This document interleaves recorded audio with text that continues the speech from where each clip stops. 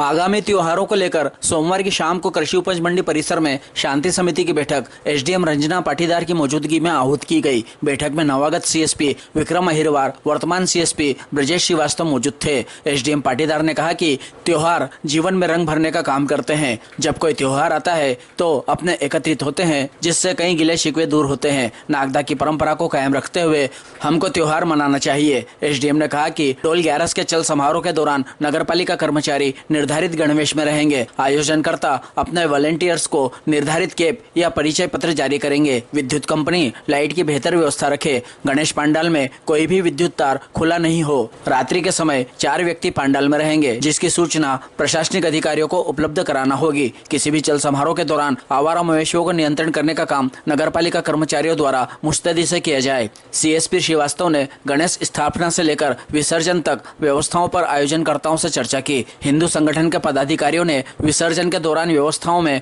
आंशिक रूप से सुधार करने का सुझाव दिया, जिसको प्रशासनिक अधिकारियों ने दुरुस्त करने का आश्वासन दिया। नवागत सीएसपी अहिरवार ने अखाड़े में प्राणघातक प्रदर्शन नहीं करने की बात कही। तेजादशमी पर रामसाहे मार्ग पर होने वाले आयोजन की जानकारी लक्की गुजर ने दी। बैठक में हिंदू संगठन के मोनू ठक्कर, नरेंद्र माली, रमेश प्रजापत, देवेंद्र सेन, रविंद्र सिंह रघुवंशी, बिरलाग्राम थाना प्रभारी जितेंद्र पाटीदार, प्रभारी तहसीलदार मुकेश सोनी, सीएमओ पीके सुमन, विद्युत कंपनी के डीई अमरेश चंद्र सेठ, जेई मेहरबान सिंह सूर्यवंशी, एसआई योगिता उपाध्याय आदि मौजूद थे। शांति समिति की बैठक समाप्त होने के बाद प्रशासनिक अधिकारियों ने रूट का निरीक्षण किया। नागदा के कई मंदिरों पे बहनें रात भर जागरण करती हैं, इस पे भी विशेष ध्यान दिया जाए। और एक मेरा सुझाव है कि गणेश चतुर्थी वाले दिन जो मार्केट में 4 व्हीलर जाती है, उससे व्यवस्थाएं बहुत खराब होती हैं। जो भी लोग कुछ कहना चाहें अपने अपने पॉइंट्स काइंडली आप लोग कहिए। जिसको जो भी इश्यूज़ हैं, जो भी समस्याएं हैं, जो भी पॉइंट्स हैं सामने रखना चाहता है, आप लोग बोल सकते हैं। तो जैसे जेसीबी में भरते हैं, गणेश जी को वहाँ पे ले जाके रखते हैं, प्रतिमाएं सारी गणेश जी की जेसीबी के अंदर रखते हैं। सर को भी संज्ञान में है, फिर वो ले जा करके सर ऐसे डालते हैं। तो कहीं ना कहीं मूर्ति विसर्जन में गणेश जी का मूर्ति का अपमान होता है। तो अब जैसे अपन ले रहे हैं, ऐसे ही कोई व्यवस्था ऐसी जमा है कि वो उसको स्लीप द्वारा अपन गणेश जी की मूर्ति सीधी पानी में चली जाए, मदद कर दें। बाकी जैसे जो जेसीबी में लेकर के जाते हैं इस टाइप से, वो फिर वहाँ ले जा करके सर ऐसे डालते हैं अंदर, तो कहीं ना कहीं मूर्ति वैसे खंडित हो जाती है सर विसर्जन के पूर्व में। जो विसर्जन करने जाएंगे उनको समस्या रहेगी। और हर जगह इसी प्रकार से जेसीबी से उज्जैन में भी अपन विसर्जन करते हैं सर। उसमें छोटी मूर्तियाँ भी रखी गई थी। छोटी मूर्तियाँ रखते हैं ना, छोटी भी कई बार सर को भी बताया था, आप भी सर वही बहुत ज्यादा स्पेस है। छोटे पुल से बड़ी मूर्तियों में थोड़ी समस्या आएगी, है ना, लेकिन छोटी मूर्तियों 3 फीट तक की मूर्ति तो एक व्यक्ति उठा सकता है। उसके पहले मैं जहाँ भी रहा वहाँ पर जो है निर्देश होते हैं कि किसी प्रकार की जो मूर्तियाँ हैं ये सीधे नदी में प्रवाहित न करें। सीधे नदी में प्रवाहित क्योंकि वो पीने के पानी पोल्यूटेड हो जाता है, प्रदूषित होता है। सर मेरा ऐसा कहना था, मूर्ति से प्रदूषण हो रहा है। ग्रेसी में इतना गैस गंदे नाले में छोड़ रही साहब। नहीं सर, मैं मुद्दे की बात कर रहा हूँ आपसे। अगर धर्म का विषय आता है तो प्रदूषण हो जाता है। मेरे केंद्रीय बोर्ड ने रिपोर्ट दी है सर, चम्बल नदी की सर, केंद्रीय बोर्ड ने, और खाना प्रदूषण सर, या धर्म के प्रदूषण की बात कर रहे हैं सर। और इतने सालों तक नदी में ही विसर्जन किया जा रहा है, ऐसा नहीं है। सीएम साहब ये जो विषय आप रख रहे हैं, गए साल हो गया है ये वाला विषय, तो नदी में प्रवाहित करने का ही रखा गया था।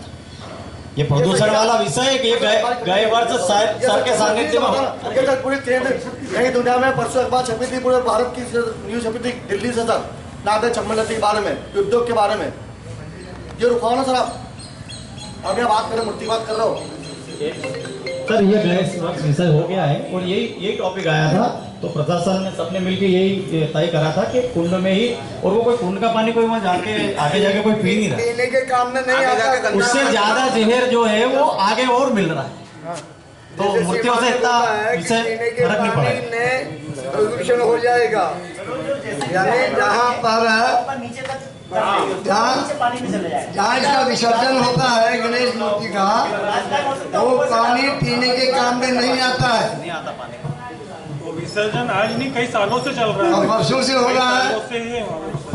चलो अपन नदी में विसर्जन करेंगे, लेकिन देखिए अभी आने वाले दिनों में और बारिश होना, अभी 1-2 दिन में 4 दिन में अनंत चतुर्दशी के पहले बारिश अच्छी होगी, नदी में बहाव बढ़ेगा, पानी आएगा।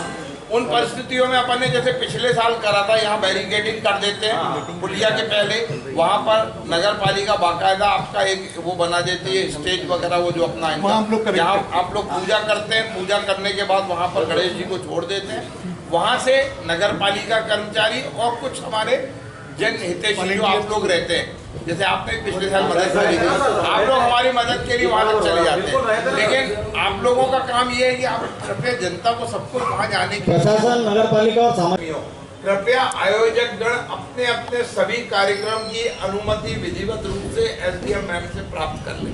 देखिए ये अपन अच्छा काम कर रहे हैं, हम आपको रोकेंगे नहीं अगर आपका बिना अनुमति के भी कार्यक्रम होगा तो। लेकिन उस कार्यक्रम करने के दौरान अगर कोई घटना दुर्घटना होती है, कहीं आगजनी हो जाती है, कोई घटना में कोई घायल या बड़ी कोई घटना हो जाती है, उस समय जरूर आपसे पूछा जाएगा कि आपकी अनुमति कहाँ थी। उस समय आप हमारे कितना ही नजदीक रहो, लेकिन हमको आपके खिलाफ कार्रवाई करना पड़ेगी, है ना। तो अपन कोई अच्छा काम कर रहे, कोई गलत काम तो कर नहीं रहे, तो मेहरबानी करके जितने आयोजक गण हैं और सम्मानीय जो शांति समिति के सदस्य गण भी, आप लोग भी प्रयास करो अपने अपने क्षेत्र के जो आयोजक गण हैं किसी भी कार्यक्रम के, उन सबको बोलें कि वो टाइमली अनुमति के लिए मैडम के यहाँ पर आवेदन लगाएं और जो 5 लोगों का जानकारी देना है वो दें और इसके बाद में अनुमति प्राप्त करें। अगर मैडम के यहाँ जाने में अगर किसी को असुविधा हो रही है तो थाना प्रभारी नागदा बिरला राम को अपनी अनुमति के लिए आवेदन दे दें। इनके माध्यम से भी ये अपनी रिकमेंडेशन के साथ भेज देंगे, जो भी शर्तें रहेंगी उनका पालन करना है। शर्तें भी सामान्य, जो भी अपनी कलाकृतियाँ दिखाएंगे वो करेंगे। तीसरी चीज़, धारदार हथियारों से कोई भी प्रदर्शन नहीं करेगा। जो भी तलवार होती है, नुकीली, उन सबसे कोई प्रदर्शन नहीं करेगा। ये सिर्फ पूजा के दौरान अलाउड है। ये चीज़ें हैं जो आप नोट कर लीजिए और ये आपको जो आप अनुमति लेंगे SDM मैडम से, उसमें ये सब पॉइंट्स लिखे रहेंगे जिनका आपको पालन करना है। सर मलखम के अंदर तो मलखम में तो छोटे बच्चे करते हैं, मलखम में सर तो मलखम में तो मलखम बड़ा काम होता है। मलखम में रस्सी पर चढ़ना को छोटे बच्चे करते हैं सर, और यानी सबको होता है मलखम में सर। कोई मलखम के अंदर छोटे बच्चे करते हैं मलखम में तो क्या मैं बोल रहा हूँ, जो घातक हथियार होते हैं ना, जैसे कि ट्यूबलाइट फोड़ना, धारदार तलवार, वो बच्चे नहीं करते, वो नहीं करेंगे। पेट्रोल से आग लगाना, ये सब नहीं करेंगे। हाँ वो बच्चे नहीं करेंगे। मलखम उज्जैन में होता है तो अगर उसमें मलखम वगैरह तो करते बच्चे बड़े भी नहीं करेंगे, ये कह रहे हैं वो कार्यक्रम मत करना। तो सर नियम सबके लागू करो। अभी कार्यक्रम बोले तो सर अभी होगा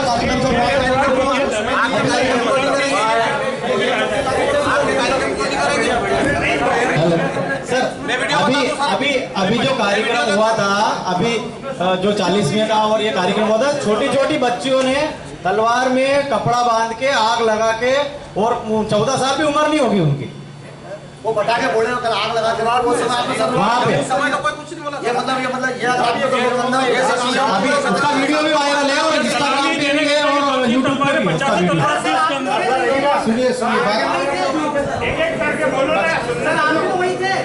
बात सुनिए मेरी। अरे यदि वो एक जना विषय रख रहा है ना तो बाकी बैठ जाओ, रख रहा है एक जना विषय। देखो भाई, देखो सुनिए, अरे आप सुनो भाई, देखो कार्यक्रम करना अपने को, अपने लोगों की सुरक्षा करना है। ये कार्यक्रम आपको इसलिए बता रहे हैं कि आपके लोगों की भी सुरक्षा रहे। ट्यूबलाइट फोड़ोगे, इसके पैर में लगेगी चोट, आपको लग रहा है। अब हम जैसे त्योहार मनाते आए हैं परंपरागत रूप से, जो नागदा की परंपरा रहती है, इसी को आपको कायम रखना है। आपको प्रेम से मिलजुल के सभी त्योहार मनाना है। हमको हमारा त्योहार ऐसे मनाना है कि किसी और को आपत्ति ना हो। हम भी जियो, दूसरों को भी जीने दें। वो अपना त्योहार मनाए, आप अपना मनाइए। जहाँ तक शासकीय निर्देशों की बात है, क्योंकि डोले निकलने हैं, जुलूस निकलना है, तो आप सभी इसके लिए अनुमति ले लें। उसके बाद जो निर्धारित रूट है, जो विगत वर्षों में उपयोग होता आया है, उसी रूट का हम सभी को पालन करना है। प्रशासन द्वारा जो समय समय पर निर्देश आपको दिए जाएंगे, उनका पालन कीजिए। जितनी झांकियाँ अखाड़े हैं, उन सबके जो हेड हैं, उनकी जिम्मेदारी है कि अपने साथ वॉलेंटियर्स रखें। इसमें छोटा सा मेरा सुझाव अपनी तरफ से है कि आपके जो वॉलेंटियर्स हैं उनकी सूची तो आप दे ही दें। या तो उनके लिए कोई ड्रेस कोड निर्धारित कर दें, या उन्हें कोई बैच दे दें, या कोई रिबन वगैरह टाइप का आइडेंटिटी कार्ड आप जारी कर दें, जिससे हम, क्योंकि बहुत सारी भीड़ होती है, उसमें आम जनता भी होती है, प्रशासन के लोग भी रहते हैं, बाहर के गाँव के लोग भी आते हैं। अगर हम मान लीजिए मुझे किसी अखाड़े वाले से तत्काल बात करनी, मैं वहाँ खड़ी हूँ, तो तो मुझे ये पता चले कि इस अखाड़े के साथ में कौन वॉलेंटियर है। अगर मुझे उससे कहना है कि भाई साहब आप आगे बढ़ा लीजिए, तो मैं किससे बात करूँ? इसलिए बेहतर ये होगा कि हर झांकी, हर अखाड़े का अपना एक प्रमुख हो, उसके साथ उसके 2 3 4 लोगों की टीम हो, वो अपने निर्धारित ड्रेस कोड में रहे। या तो आप कोई कैप कर लीजिए, कोई किसी भी कलर की कैप पहन ले, या कोई आइडेंटिटी कार्ड जारी हो जाए या बैच हो जाए।